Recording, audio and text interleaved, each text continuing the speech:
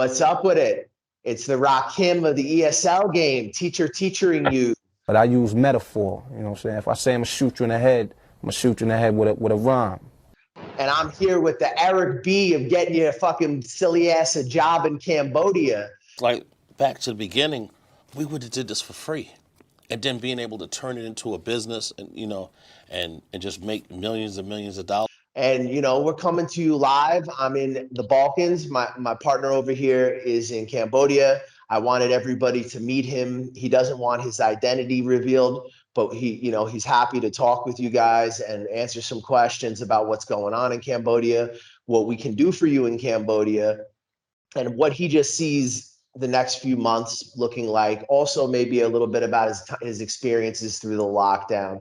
So I hope you guys enjoy the content. For all argument's sake, we're going to refer to him as Eric B, since I'm the Rakim of the microphone teacher. He's the Eric B of the microphone teacher. Anyways, so let's start off by, how about you tell us about yourself, how long you've been in Cambodia, what brought you to Cambodia, and sort of what the last year or so of your life has looked like. Yeah, man, I've I think by now 5 years going on 6.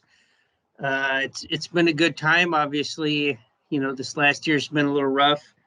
Initially, I just kind of came over to Cambodia, just kind of, from the States, man.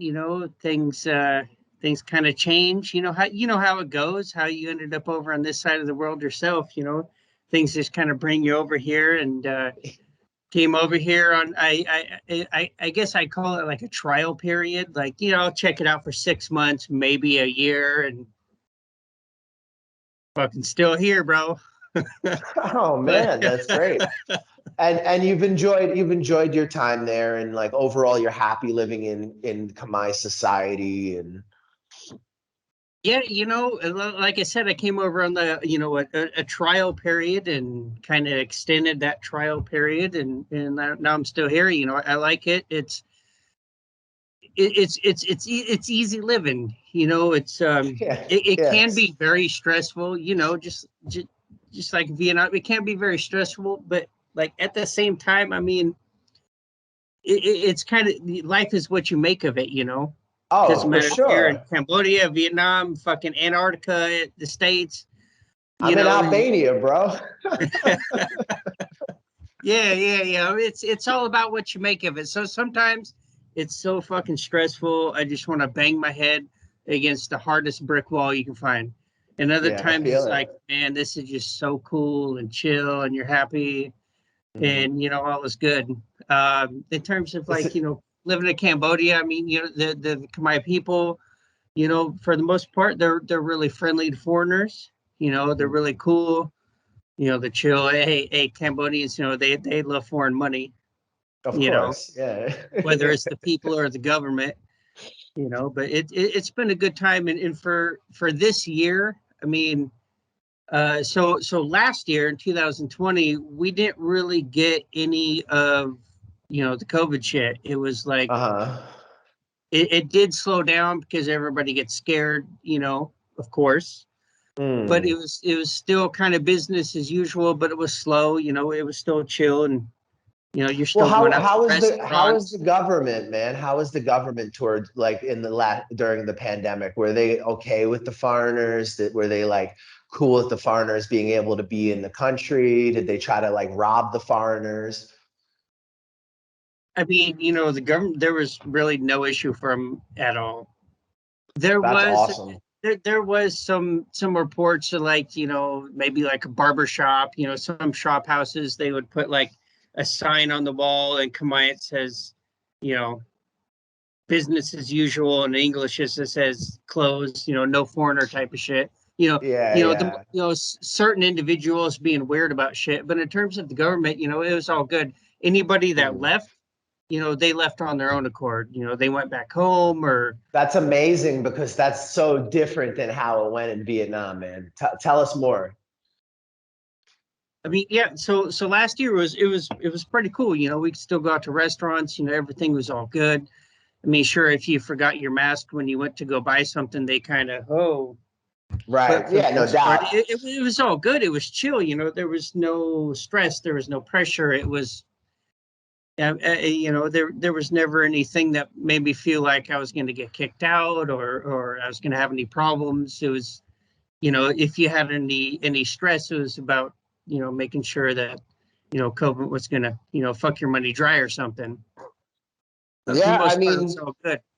that's a fucking stark difference from what went down in Vietnam.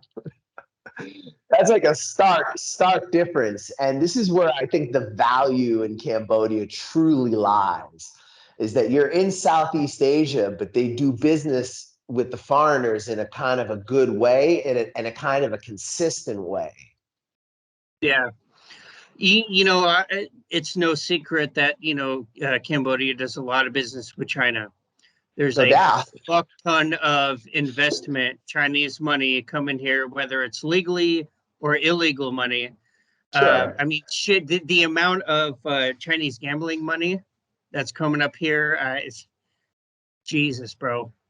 I heard they It's ruined insane. Snuffville. And then, oh yeah,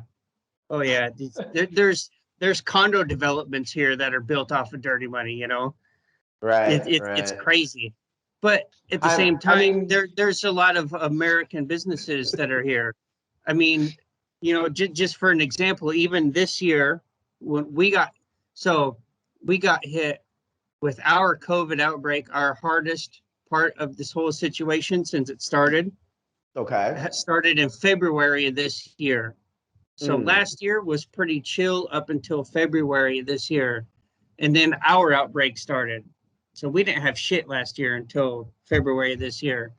We had our lockdown. They put us into red zones, some neighborhoods, at Okay. the end of Tell us April. about that. So How was it structured? Were you barbed wired in? Was there like fucking military having to deliver food? Because that was Vietnam. I left right I when that couldn't imagine happened. that. Tell us Okay, like what with so Cambodia, you know? yeah, sure. So around towards the end of February, basically some people from a certain country bribed a security guard to get out of their quarantine and went bang Sounds some familiar. whores Ah, and they had COVID and then the whores were positive and then they went around and spread. Hey, bro, in Cambodia, COVID is an STD this year. Swear to God, bro.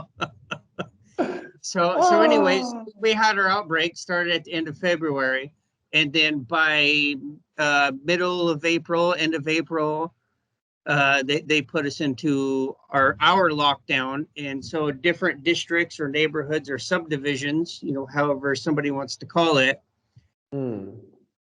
certain ones were either yellow, like Hmm. chill, cool, orange, like okay, maybe or maybe not, and then red, which is you're fucking locked down. Actually, my neighborhood here was Mm. red, so we got in the red zone. We got locked down, and so you weren't supposed to leave, Okay. but I was also still able to walk out of the neighborhood. I did have a Cambodian person with me, so that helped Helps. Yeah. to go and get food because Mm. you could still go get food. I mean, hey, we all got to fucking eat and live. Yeah, But there yeah. was no like I'm gonna go have a beer with my buddy over on the other side of town. There's you're not going to restaurants or anything. But at the Okay. same time, everybody was still like chill Hmm. about it. That's great. They fumigated the shit out of the market down the street many times because Okay. they kept finding cases down there. But other than the The fact that you market. don't, yeah, it's a wet market, bro. Yeah, It's where it all yeah. started eventually at one part of the world, right? Maybe. Hey, cheers, bro. Yeah, man. Fucking A, bro. I can't wait to hang out with you guys. Man, listen, can I speak Vietnamese to some of these people? Does anybody understand? Like, Anh nói tiếng Việt một chút, you know? Or is it only like, because I know there's a lot of people there from Vietnam. There's like a lot of like business between the two countries, obviously. Will speaking some Vietnamese like help me somewhat, or will it be like learning a completely different language for Khmer? Like in terms of like how it's structured. Have you heard much Vietnamese? Honestly, I would say zero that I've heard. Mm, But, you know, that's just okay. my one person experience. You know, I have talked to maybe a handful of Cambodians that can speak Vietnamese. Uh, Mm. but for the most part, in my experience at least, not really. So it's small, but it That's still just my might be experience, handy. though. You know, I'm just one person. How about the Khmer language itself? Was it difficult? Have you picked up any of it? Can you do like directions? Can you do like the, ordering food? Yeah, you know, to be honest with you, I had never learned a second language before I came Hmm. here. And at first it was very hard, and eventually I kind of learned that maybe my tutor wasn't doing too well. She seemed to be better for more advanced people, and then Mm. I started, you know, talking to other people, especially my girl now. You know, it was much easier to learn then. Um, you know, I definitely could not go into like a business meeting Sure. Yeah. and you know, command a room, but in terms of, you know, going to the market and Yeah, me too. doing That's where some my things and Vietnamese getting the is. tuk tuk driver to go around. Yeah, you know, it's pretty simple. Yeah. One thing about Cambodians though, it's really cool. Is like I could walk outside right now and walk down the Hmm. street and go have a beer with a tuk tuk driver, and they'd Mm. be super happy to just like try to teach me some language. Yeah, yeah, they're cool like that in Vietnam too. I used to hang out with some of the guys who were like the drivers for like, some of the rich bars or whatever. I would walk by and they'd all speak English. And fucking you just get cool with people and they love teaching you, man. Or the little Yeah. motorbike taxi guys, they love anything, man. That's how I learned directions, was just on the back of motorbikes and shit. Pretty cool, so it sounds like it's a similar place, man. And for those of you who would be leaving Vietnam, here's an environment that sounds like really similar, and and the government didn't go all fucking crazy on the foreigners. So I mean, to me this sounds like a nice place to be. There's like clear advantages to this. Like, I mean, now okay, so first we should even paint a picture of what it is you do, and why you talking about like salaries and invitation letters, and like why this has a value. So how are you connected over there? Like how do you play into this like web? Because I did Vietnam, man. I know how it works. It's relationships, right? I mean, that's like 99% of Southeast Asia is building strong relationships. Yeah, I mean that's pretty much how it's been since I've been here. You know, a lot of Mm, networking, a lot of connecting with people. mm, You give and take, you help. Sometimes you just give for the hell of it. And mm, I knew coming over here, if I was going to stay, I had to have a very strong network. You know, back in the States before I came here, doing my business, I had a very strong network, and that was how I survived. And I knew that if I was going to mm, come over here, gonna have to be the same way. So, you know, when I first came here, I was teaching. You know, mm. I mean, Yeah, most people that I know, you know, unless you're the type of profile that's going to be a CEO or right. some shit of some multinational company.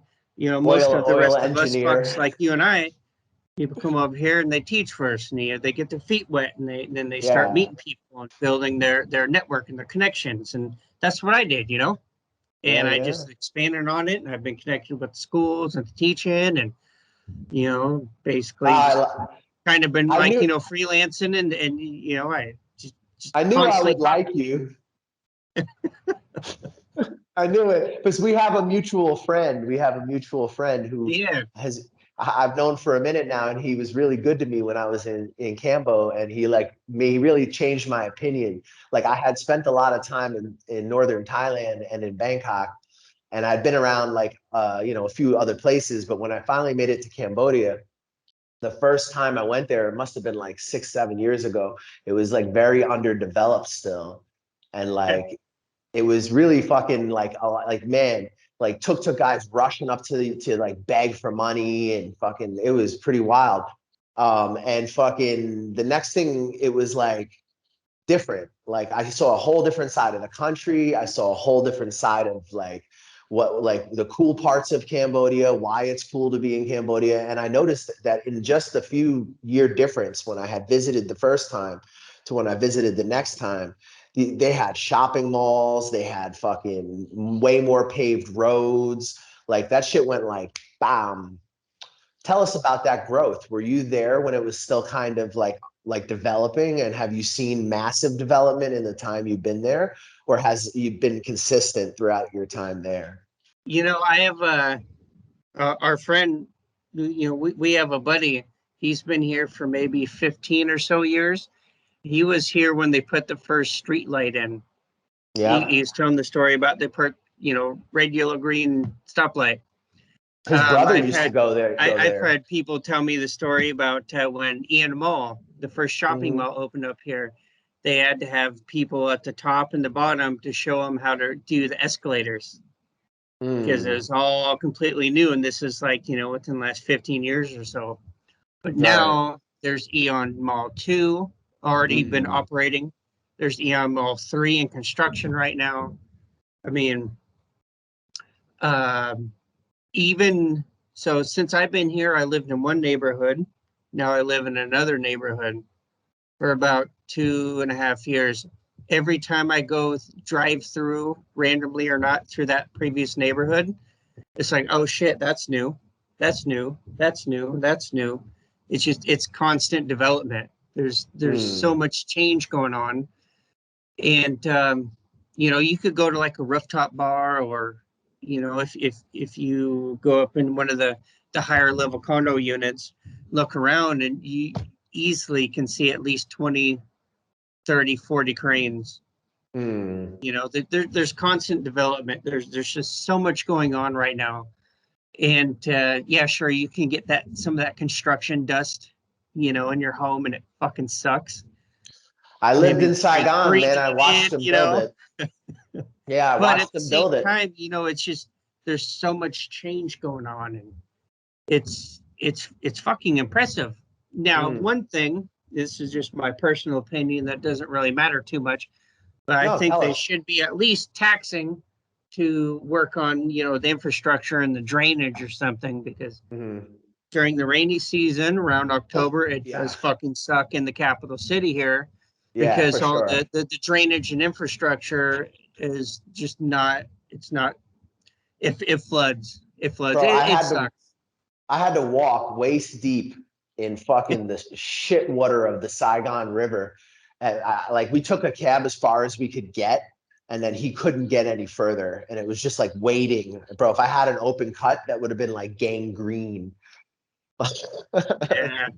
It's similar. It's the same over there. It's similar. Yeah, yeah. Well, it's the same river system, bro. The Saigon River is just an estuary of the Mekong. It's just one of like the Dong Nai, like it's that fucking web that comes out and hits the South China Sea. All of Saigon was part of Cambodia like a long time ago. Yeah. And like we have Khmer temples, like it's weird down there. It's like the culture is more similar to Cambodia, and that's why so many people like to do business in the South and Vietnam, and that's why the visas and stuff are like easier to make things facilitate. Now, Cambodia is one of the easiest places in Southeast Asia to make things get fixed if they need to, right? Like there's like always a solution if you have a little bit of dough, right? Yeah, definitely. It's I mean, just cut and dry. It's pretty simple to solve problems, Okay, in a little good. trouble. And if you don't have money, I mean, I guess you have some problems there, but well, yeah, don't be a crackhead in fucking Asia with no money. Grow the fuck up.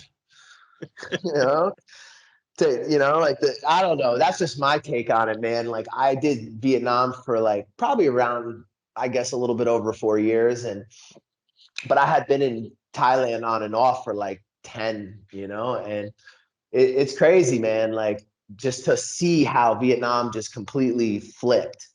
I think it really fucks up a lot of people's minds because like I had a good visa. I do visas for a living, literally. So like, of course I had a good visa, and I could have stayed, but I'm like looking at a lockdown of like literally like now it's going on like 5 months where they're just starting to get to go outside and do normal shit, like what the fuck? It was like they had army closing off streets. They had fucking, that's who was responsible for like delivering the food. It's like, what the fuck? I left when it was directive. It was, I think it was directive 16 or something like that. I forget. It had just become the more serious directive the day I left. So I was like, and then I watched. Once I got here, I just watched, bro, and it just got worse and worse and worse. And I mean, the stories of people not getting food, the locals being totally crushed, totally fucking losing everything, like it's bad news, man. And if Cambodia didn't do that, I mean, to me, that says a lot of the value of this fucking place, you know? Yeah, and I don't mean to cut you off, but just random note, today is Independence Day in Cambodia. And I'm actually kind of far from Riverside, and I can hear them shooting off fireworks. Oh, word. That's cool. 7:15 p.m. right now. I can hear them shooting off the fireworks. And it's cool. been raining. Oh, nice. Yeah, so I don't know what kind of troopers are out on Riverside watching them, but I can hear the shit right now, and I'm kind of far away too. Wow. No, I know Riverside. I've been down to Riverside. Where are you, in the south of the city? Yeah, I'm in the south of the city. The south end, let's say southwest. That's typically kind of the foreigner hotspot, as well as like a northwest. It's definitely down here. There's a lot of grocery store, normal type grocery store, supermarket type places that Western food. We would all be used to. Places that a really good mix. Some places that are maybe half and half.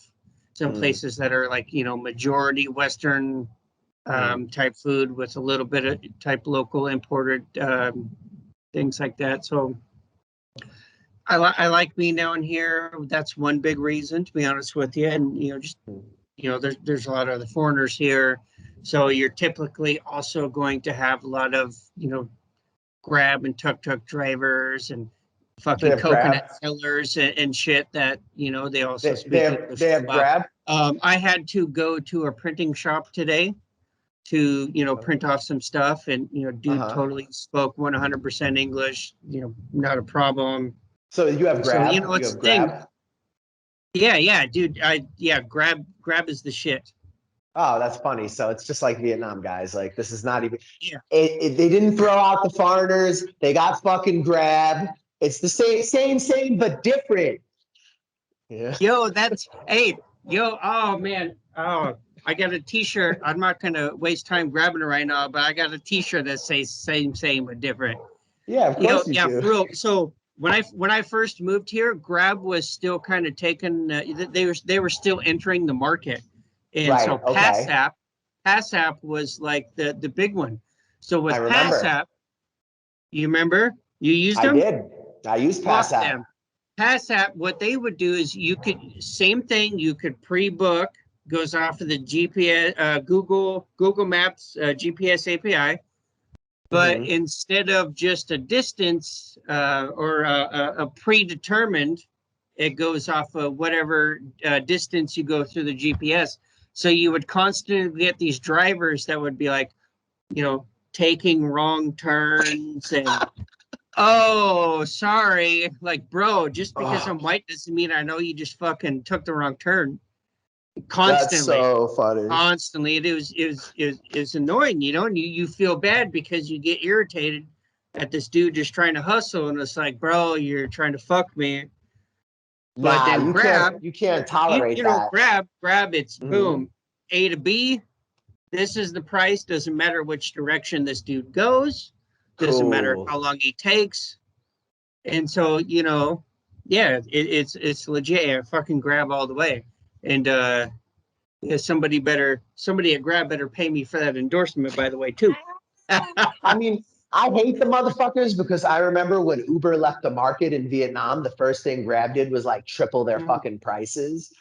It was like just like fuck you, consumer. And then there was obviously an immediate Vietnamese reaction where there's like all kinds of new fucking apps that appeared, like some that worked better than others, you know, like that, you know? Yeah, Grab's the way to go here. You know, I actually, as a matter of fact, got to tell you a story. I was taking a Grab one time to a business related meeting.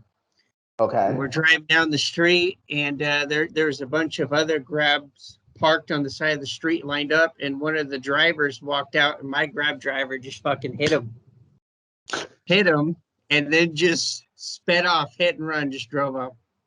I mean, I definitely have seen shit like that. So, I mean, guys, it sounds like, again, like I was saying earlier when before you thought about the fireworks, it's very similar. This is a very similar environment. So, and the government didn't go all bad on the foreigners. Now, here's the question that I think most people are probably going to really want to know is what's the ESL business like, and how do you fit into that? Like when they pay me and they get you, what can we do for them? Can we get them apartments? We can get them the invitation letter. How safe is the invitation letter? Is the company doing it a big company? Is everything being done in a non-crackhead way? Why is it dangerous to do things in a crackhead way? Boom. Yeah, man, great questions. You know, so I'm connected with a company. They can do the invitation letters, of course. Okay. They've been doing them all year. She did say it's been getting a lot easier, of course, because we have recently, within the last few weeks, had a fuck ton of changes. You know, so that's all good, and it's a great question because you do have to be careful, because there are, you know, companies or people or whoever the fuck they are that have been doing it, and it's, you know, it's kind of a well-known thing, I guess, throughout the community that it is bullshit. So that is something to be careful of. But the company I've been working with, they are legit, and you know, it's all about, you know, paying taxes and, you know, being legit through the system that the government has put out within the last few weeks to make it happen. Okay. And as far as you know, the ESL and the teaching, you know, like I said, when I first came here, you know, I was just a monkey teacher myself, you know, and just networking connections. So, you know, I have a lot of connections with, you know, different school groups here. There's school groups. They might have different schools with multiple campuses each. There might be a school with multiple campuses themselves. You know, then especially when, you know how it is, man, you start networking and connecting with these HR managers. They move to different locations. So you still have those connections, and then you can go back to the other places. So it's just, you build this shit up over time. So that's right. Basically what happened is, you know, in Cambodia, the government they didn't force anybody to leave. There was never any pressure. I've only felt uncomfortable one time here, and that was long before COVID. And I was out by myself late at night and went to a place I just should not have gone to by myself. That's a different story, right? Okay. Yeah. So, you know, I've never really felt uncomfortable here, even during the COVID shit. And that's so great. there was a mass exodus of foreigners, you know, because, you know, especially if they're teaching, the schools shut down, you never know when they're going to reopen. Of course, they're going to fuck off back to their home, you know, their home country.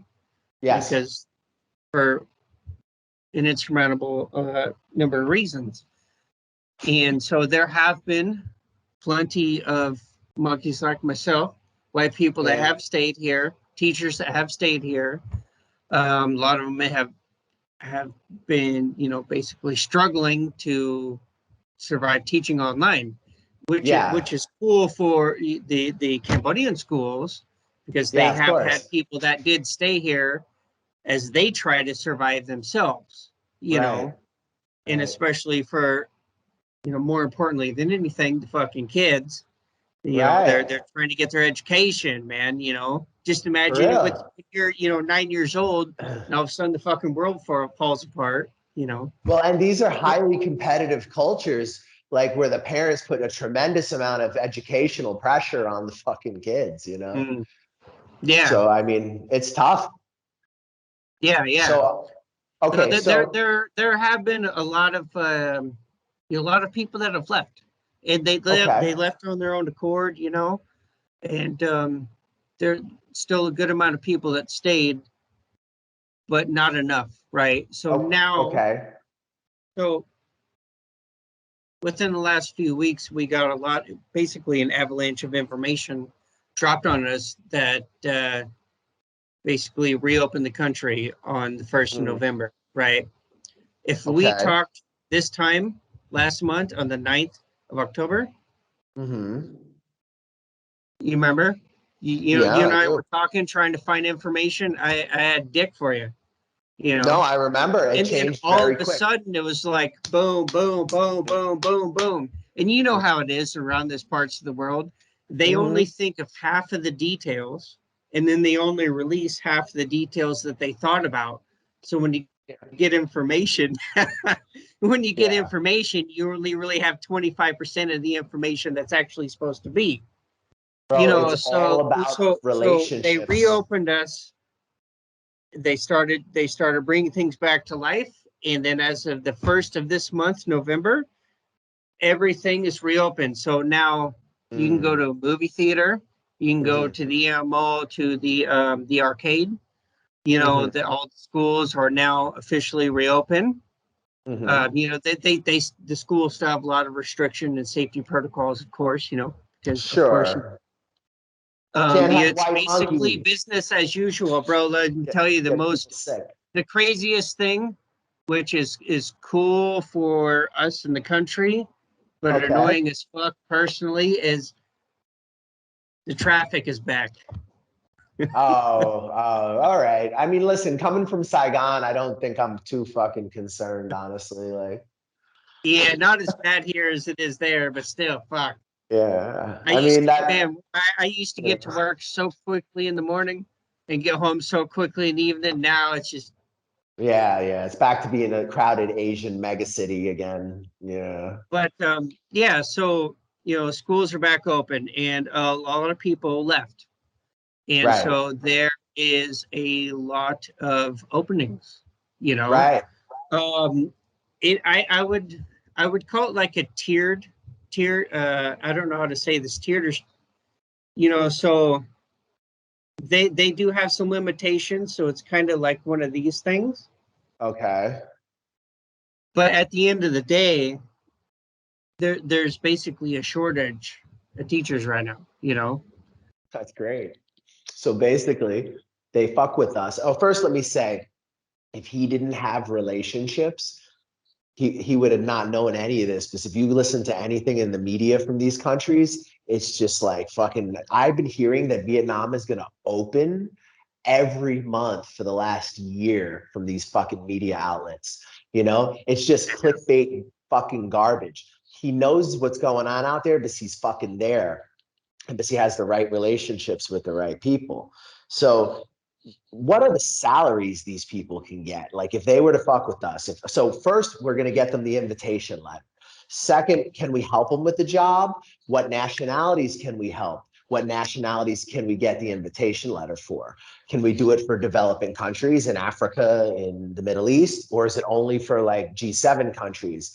Do they got to be white to get hired? Like what's like, tell us the dirt. Like what's the real truth? Sure. You know. So in terms of salaries, uh, let's be real, man. It depends on where you're from.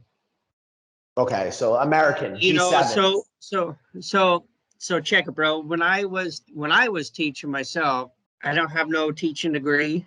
You know, Uh, I'm just a, you know, half baked Teflon myself, right? You know, I okay. was getting about 1,200-1,300 a month a couple years ago. That's cool for Cambo. There's a Filipino teacher, and she was getting, you know, a few $100s less than me. Yeah, of course. And at the same school, there was also he's what is he? Nigerian.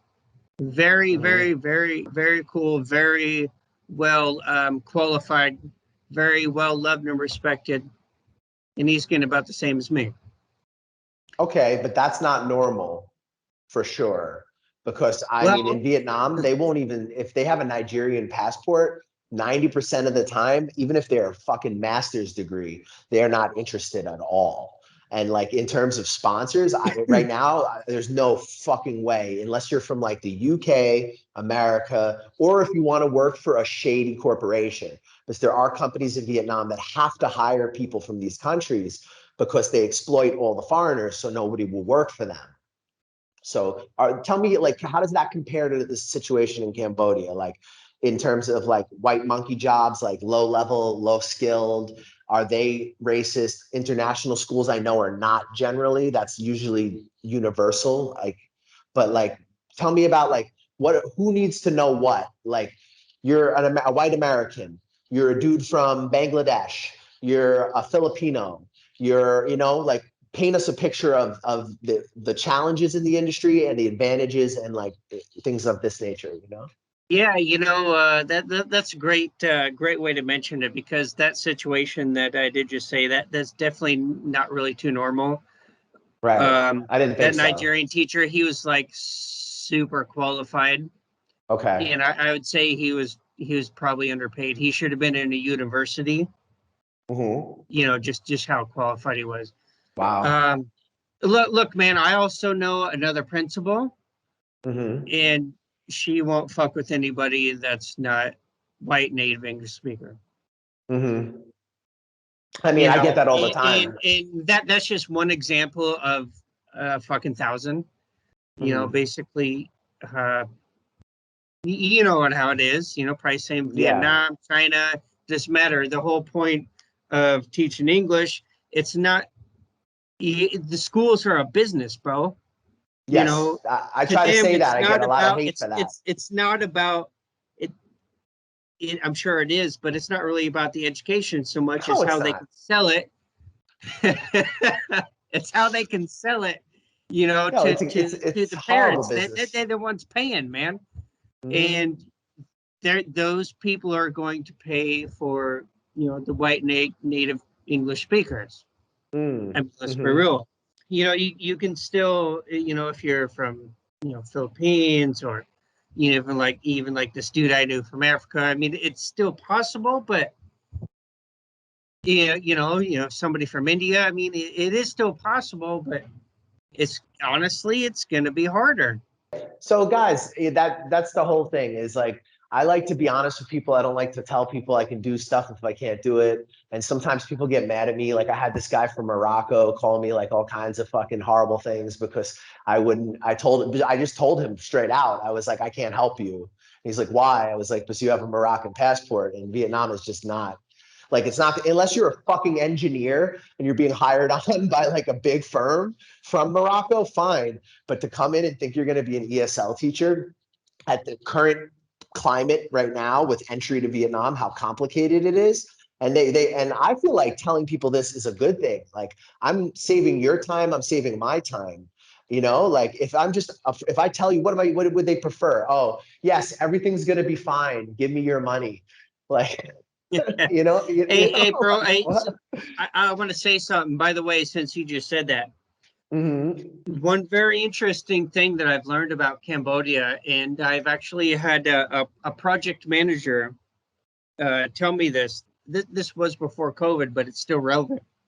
Okay. He's a software developer. He's a project manager in software and development. And surprisingly enough, at least to myself, there is a lot of like custom software solution studios, companies here. Cool. And he actually said that they are, the mantra is there's a big push to kind of make this like the tech hub of Southeast Asia. That'd be cool. And there's a very surprising, in my opinion, there's a very surprising amount of companies here that are doing, web development, mobile development. There's a small university here that's kind of almost NGO level that's been training, these students on software and mobile web development. And there's also higher level, proper universities, international universities that are also cranking them out. And I actually had another guy tell me that they were looking to open up shop here in Cambodia, and he's from EU, and they were actually looking to open up shop here because there was a shortage of software developers over there in his area.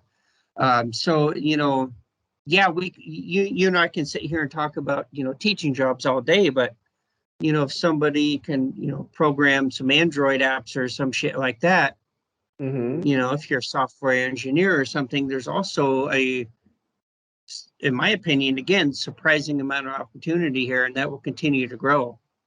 Well, that's got to be what it is ultimately, man, because like I did the ESL thing like you did in the beginning, and then I evolved after a while because I had the ability to get people into the country in a very complicated situation and help people stay in the country, right?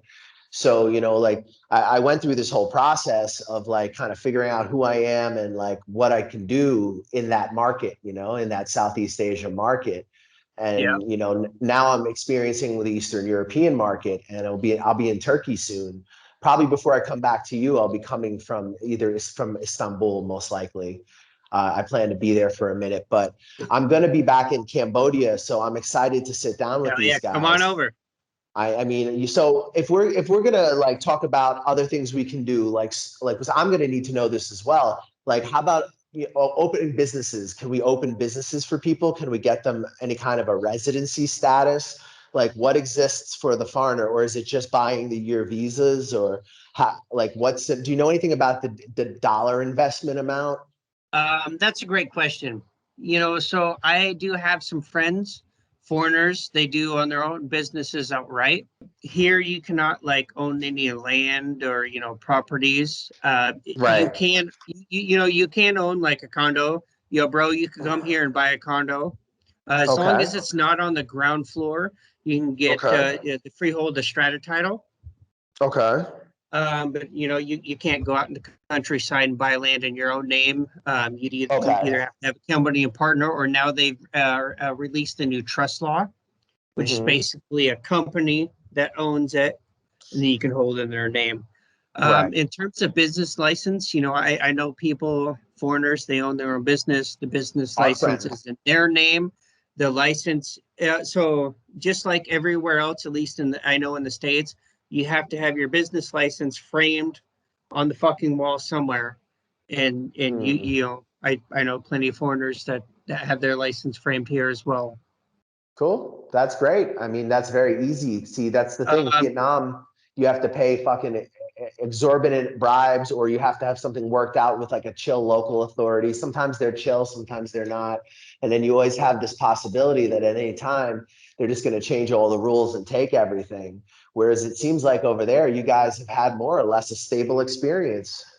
Yeah, man. I honestly, I have not, I have plenty of ideas. I'm going to be here for a while, so I do plan on opening my own business.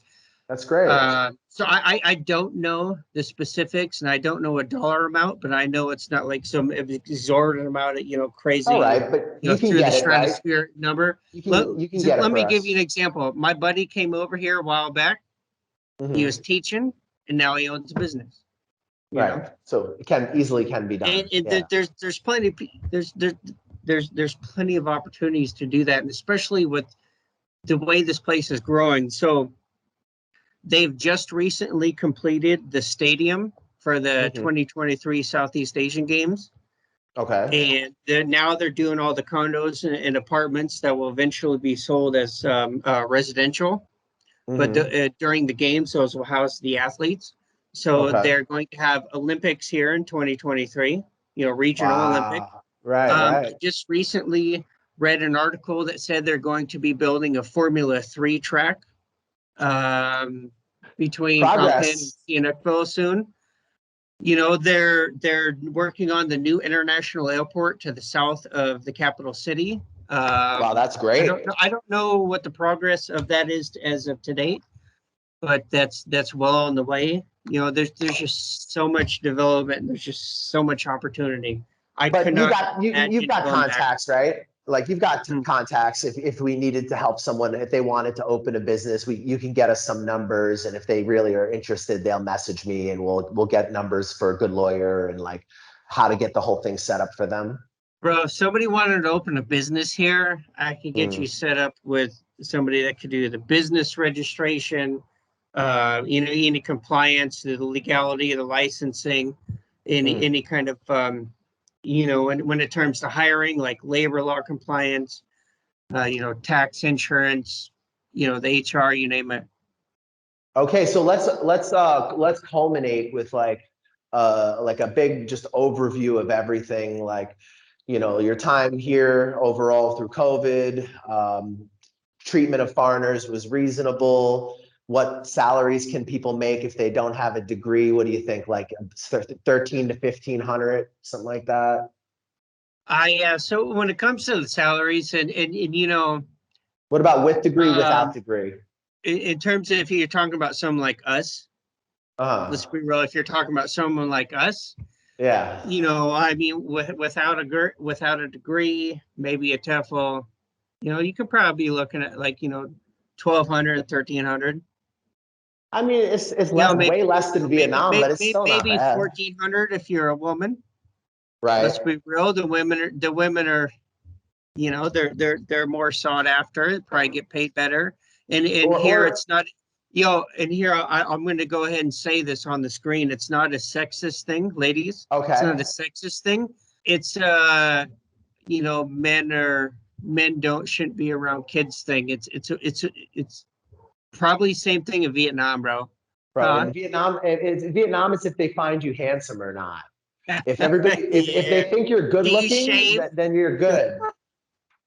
Yeah. So anyway, you're saying about 14, Yeah, right? yeah, For like yeah. You know, 13, you 14.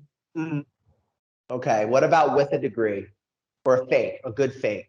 Hey man, if you can show somebody a degree, you know, you can definitely get higher than that. I mean, you know, you could be Okay. looking, you know, 15, 18, maybe 2,000 or a little bit higher. But is that Um, real work? That's it doing real work. yeah, let's be fucking real, bro. The higher that number gets, the more real work you're doing. You Right. know, Right. I mean, we were talking to a dude that's got a master's degree in teaching experience in the States and China, you know. That dude can Bro, make 2K I, plus, but he's gonna have to do real work to get it, right? I made like $22 an hour to stand there and just fucking sweat and do nothing. And I'm totally unqualified and disinterested. Yeah, they ain't gonna pay you for that here. Look, Yeah, man, it's less. I know a Less. lot of people at schools, and I do a lot of stuff for other corporate companies, and they'll pay me Right. money to hook them up with people. Schools won't pay me shit for teachers. That's just how it is here. I'll still hook you up with the schools and shit to get you a job, but they ain't gonna pay Cool. me nothing. Or that's just how it is here.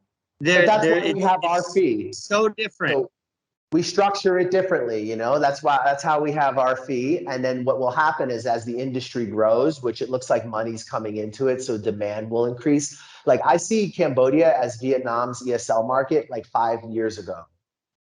Mm, And I think that there will come a point where Cambodia will be very similar to Vietnam as long as that growth continues and they stop with the lockdowns. I think like you can see in the next 5, 6 years, like being able to be what Vietnam was and now is maybe not anymore. You know what I mean? Or what China was and is not anymore. There's so few countries left like this where you can right. go and you can just make some money and not have anything specific like skill. So this is a time for people to really think about these countries as options, and we can get you into them safely. So I want to thank my man Eric B. He's the turntable fucking genius. This is our guy in Cambodia you're going to work with. We have other contacts there as well, but he's going to be your fixer. So whatever you need. you know you want to leave him with some final thoughts? I mean, yeah, I can either hook people up with jobs or at least point them in the right direction. Mhm. I definitely have quite a few connections in the real estate industry. Good. Some of them work for agencies, some of them are more independent, freelance hustlers. Okay. I like to kind of work with all of them because, it gives people options, right? Me Maybe too. one agency only has a certain amount, or this one hustler only has a certain network. So, Mhm. it's good to have that kind of connection. If Yeah. somebody wants to come over, I can hook you up if you want people to help you get a motorbike without getting ripped off. I Mm. got very, very lucky, and I'm very happy that I had the same thing happen to me when I bought my motorbike. Got a great Okay. deal. Uh, if somebody wants a good language tutor, I had a problem with my first, so I understand how important it is to have a good one. So I got some connections on that, and yeah, I What about a I fixer? Like somebody who can just do anything. Like they need something random. You got the guy who can find it? yeah, I've got a few people can do that. Kind of depends on what you need to find, bro. Yeah, all day, all day. All right. But So yeah, at the end of the day, look, I'm just gonna leave it off like this. Like I said, I think I'm going on 6 years here now, and right on. I don't plan on going back anytime soon. Isn't There's it so weird much you see development and change going on. There's so much fucking opportunity here. I'm not going anywhere. isn't it weird when you see on like the Facebook thing where they do like, 9 years ago, and it's like my ass is in like a jungle in Chiang Mai. It's just crazy, man. Like 1 minute you blink your eyes and you've been outside of the US for like almost a decade. It's like, Yeah, wow. yeah, it goes by quick. Like holy shit, what? What? Yeah. So, anyways, thank you so much, man, for taking the time to talk to us. We're gonna edit it. It's gonna look nice. We're gonna put some stuff over it so everybody can see some cool backgrounds. Thank you for being, here with us and working with us. And guys, if you're thinking about coming to Cambodia, like it just, I've been in Vietnam for I was there for a little bit over 4 years, but I was in Southeast Asia, mostly Thailand for around 9 or 10 years if you put it all together, on and off between New Zealand and a few other places like Nepal, right? It was only natural I was going to have some friends in Cambodia, and it just turns out that like we have so much shared interests, and this is a real like way that we can help people get started who are a little nervous about coming to the country and they just want to have everything set up. They want to have everything in place. So that's what we're doing. We're just going to make it convenient for you from the minute you get off the plane. Any service, anything you could possibly need a contact for. Same thing we've been doing in Vietnam, guys. Hit us up. We can still help you get into Vietnam, but I'm telling you, it's fucking hard. If you don't have qualifications or at least believable fakes, like G7 passport, like it's a mess right now, guys. This Cambodia thing, this is a beautiful thing. Anyway, guys, brush your teeth, stay in school, teacher, teacher. What do you think of when you think of Albania? I think of opportunity. I think of a country that's open. I think of a country that wants long-stay expats, that wants people to come and invest, wants new ideas, and is looking towards the West. I think that Albania is a beautiful country with incredible landscapes that can offer a very comfortable lifestyle at a very reasonable price. We at the White Monkey Syndicate will help navigate your journey to becoming an expat in Albania. We're working with some of the top lawyers in the city. We can help establish businesses. We can help you get your residency. We can help you get real estate. We can arrange almost any contact that you might need for the process of moving here in almost any city in the country. We will simplify the process. We'll make it a lot easier for you to move to a country that maybe in the past would have been more of a challenge. With our help, it's going to be a walk in the park.